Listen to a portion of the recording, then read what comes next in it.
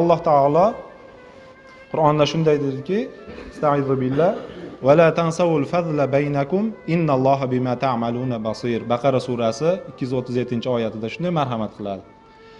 Oralaringizdagi bir-birlaringizga qilingan yaxshilikni unutib yormanglar deydi Alloh taolo.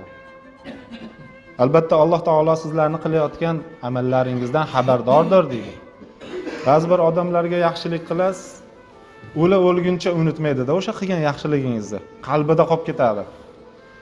Lekin ba'zi odamlarga bilmagan holda zararingiz tegib qolishi mumkin, yomonlik qilib qo'yishingiz mumkinki, u ham o'lgungacha unutmaydi.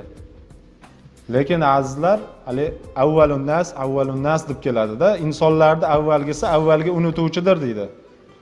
Insonning tabiatida bor unutishlik, lekin mana shu unutishlik sifatini ham to'g'ri ishlata bilishligimiz kerak azizlar. To'g'ri ishlatish kerak. Xuddiki biz nafsimizni jilovlayapmiz-ku. Nafsimizni gunohga, ma'siyatga boshlayotganda bunday tortib jilovini tortib qolyapmiz-ku. Unutishlikni ham mana shunaqa to'g'ri ishlatishligimiz kerak.